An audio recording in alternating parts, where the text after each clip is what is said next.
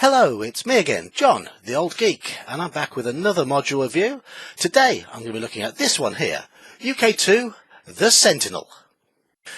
The Sentinel was originally published back in 1983 by TSR UK.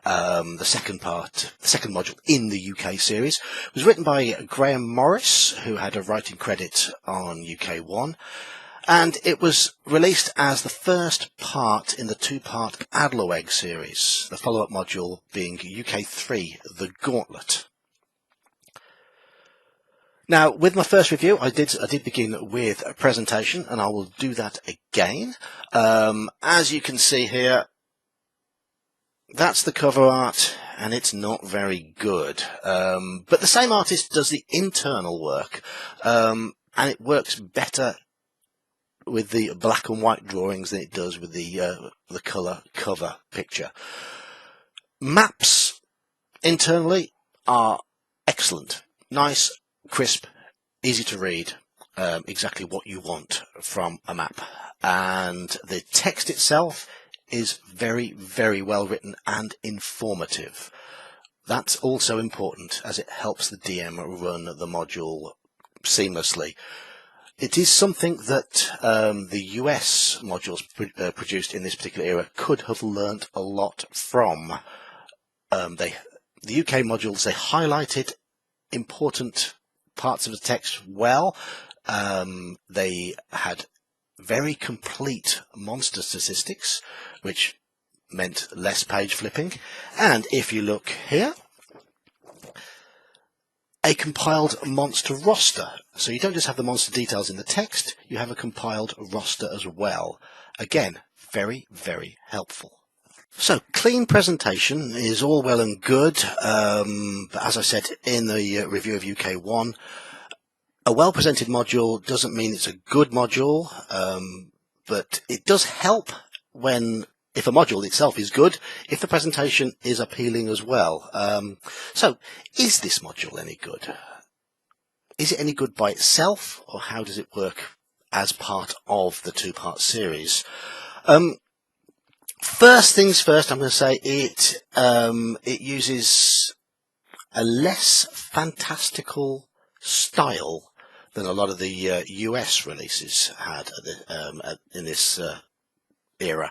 This style was common with the UK modules. They gave you settings that made a lot of sense. There was a lot of thought put into making them have verisimilitude, a sense of realism, rather than just a random dungeon or a funhouse. You were going to burrows, you were going to realistic keeps. In this module, the two main adventuring locations are a villa and an old network of tunnels that was used as a lair for small creatures, svarts. And both of those locations work in that sense. The villa is open and airy, and the network of tunnels are very cramped and claustrophobic, so they do feel like a lair. So the basic premise of the module is as follows. Murder one night, mercy the next, strange writings in blood on the walls. The attentions of a skulk are a curse to any village, but the thought of one which has gone mad is more than Kuznir can endure.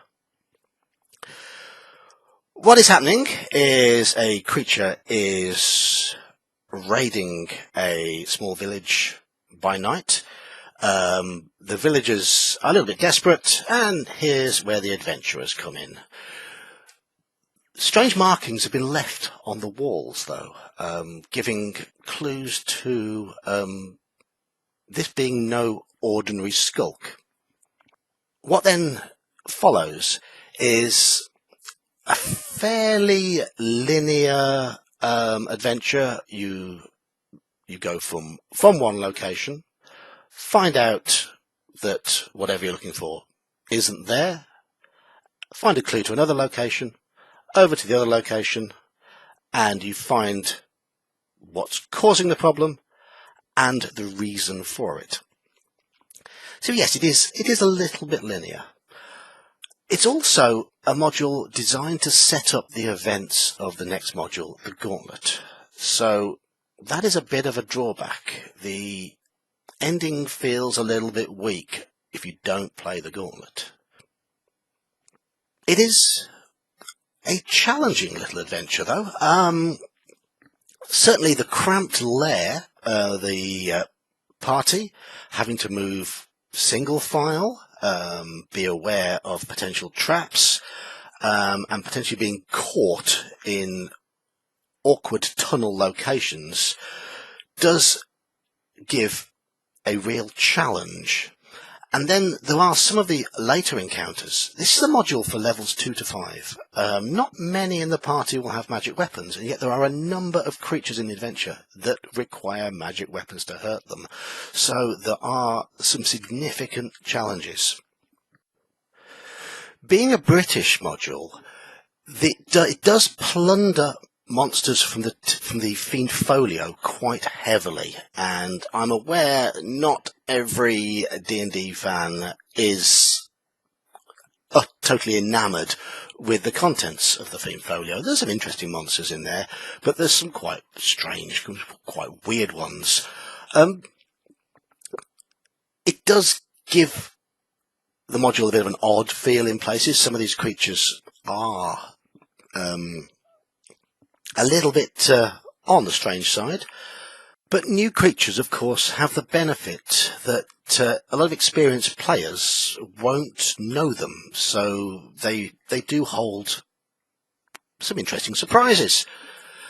The UK series throughout uses mechanics that you don't see in a lot of the other modules.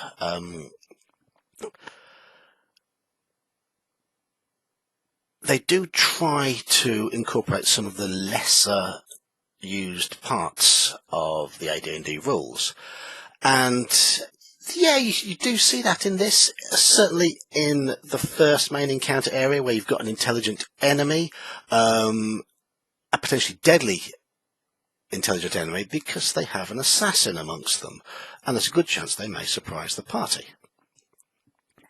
Later on, there are a mixture of more standard creatures along with some other strange ones. It is good. It's quite a good blend of creatures in there. There's certainly enough in there to keep the party on their toes.